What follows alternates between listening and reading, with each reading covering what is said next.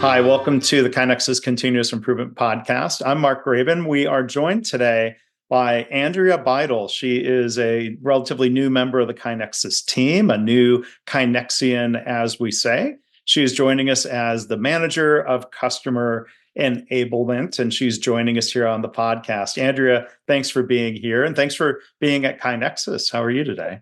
I'm well. Thank you for having me, and thank you for allowing me to express my enthusiasm and excitement for KaiNexus. I think it's it's an amazing adventure for me to start this journey. Yeah. So before we learn about why you joined KaiNexus, if you would, Andrea, give us a little bit more of the background about yourself and your career. So my career started, I don't want to say many moons ago, but it started a bit ago. Mm-hmm. And in the last 10 years, I've really been focused on learning and development and the process of how to get partners and customers educated in SaaS and process improvement, not just to do the job and go home, but to do the job, enjoy the job, understand why it is they're doing what they're doing and learning what they're learning, and then be an advocate for the software that they are using day in, day out. Yeah. Yeah. And so bringing that background and experience into a new adventure here at KaiNexus, I'd love to hear your story as we've talked to a lot of KaiNexians on the podcast. Why did you join KaiNexus? If you want to talk about the process or what was appealing or any of that. The process was amazing. I really had an amazing journey from the moment that I looked at the job description on, and I'll be transparent. I found it on LinkedIn, and I will be honest with you. I looked at it and I passed it, and I went. About 5 minutes later, I was like, let me go back to that one. Let me just read it again. And I did. And I was like, wait a minute, I'm checking all the boxes here. This is what I'm looking for. And so I applied. I put in my resume, made sure that all the spelling was right and, everything was good. And about 35 minutes later, I got a phone call. And I was like, this has got to be it. This has got to be the one. And I stopped looking. I honestly stopped sending my resume out because I knew this was the place I wanted to be at. So through my conversations with Greg Jacobson and with Jeff, I found that this was going to be my home.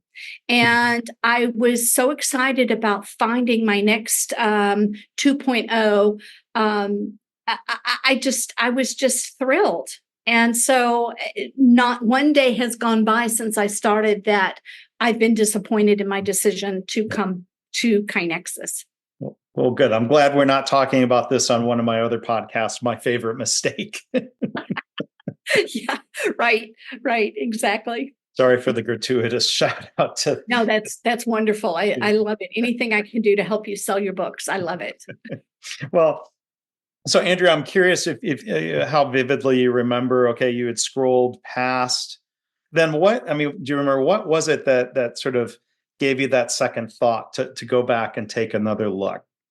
It was about the job description really put a lot of emphasis on what customers are doing and where the company wants to go with training and curriculum design and development. And I was like, oh, I like that. That's the stuff that I never wanted to leave in my last job. And I told my manager if she ever pulled me off training and development that I would be like, no, wrong. This is the wrong place for me. I really want to stay here.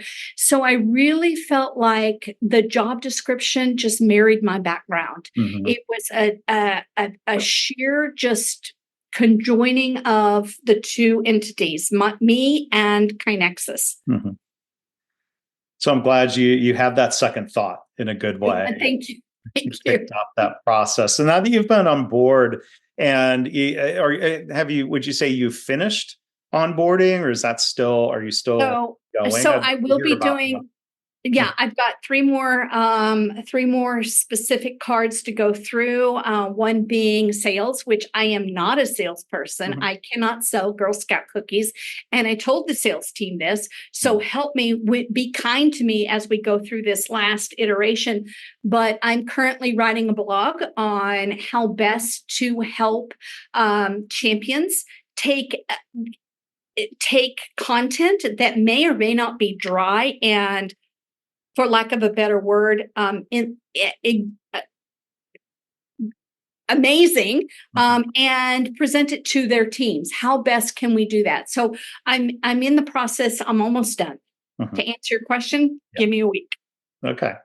But it sounds like in that onboarding process, there's an opportunity to try to learn about all the different parts of the company, the different functions, and what they do. Yeah, yeah, I am immersion. That you talk about. Well, I talk about total immersion all the time, and that's the best way to learn. A lot of times, when you're a child and you're learning something, your learning process is a lot different when you're an adult. Mhm. So sometimes you just have to trial by fire, and I'll be honest with you, that's how I learned to create my own board. I had a little bit of training, and then I was like, well, that didn't stick. I just came out of training. Now I'm going to have to go in. And I started dibble and dabbling through what I knew, and started just poking and clicking. And I knew I wouldn't break the system. Mhm. I Yeah. knew I couldn't. Mhm. So I thought, well, why not try it? Why not do this? Okay, that worked. That didn't work. Okay, try again.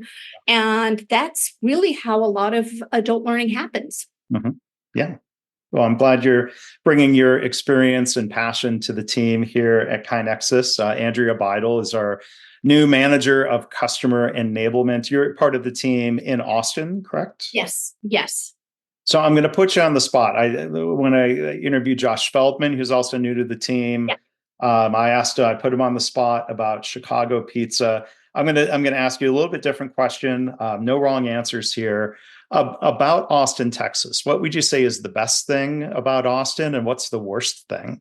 So I do drive 65 miles to get to Austin. Oh, I live in San Antonio. oh, So that's right. Hmm. I would have to say that the best thing about, can I change it to San Antonio? Yes, my mistake. I knew you were in San Antonio, and I had a brain cramp here. So, best thing and worst thing about living in San Antonio, please. The best thing about San Antonio is probably the total transformation of food. It's becoming less about tacos and more about gourmet and a lot of the different diverse cultures within San Antonio. Yeah. No disrespect to tacos. I will always go to Torchy's. I love Mhm. Torchy's. I know it's some people don't know what that is, but some people don't like it. I adore it. It's kind of an Austin thing, right? Yeah. Yeah. Thankfully, it's about a half a mile from my house, so I Mhm. can, if I'm craving queso, I can go and get it in the almost middle of the night. The worst thing I got to say is 160435. I'm sorry, Texas Department of Transportation, but it's going to be going on for the next 10 years. Yeah. 1604 has been being built for the last 100 years, and I don't think it's ever going to stop being built. But road construction near my house, that's the worst. Yeah. The worst part of the city. So every city has it. I lived through the big dig in Boston, so I know that it will end. But for me right now, my patience is about non-existent. I Yeah. think process improvement has to happen with Texas Department of Transportation. Yeah. Plug, shameless plug. We could only hope. And boy, that drive up to Austin, depending on the day, could take a lot more than 65 minutes. So I'm glad we have Yes. pretty good remote and hybrid Mhm.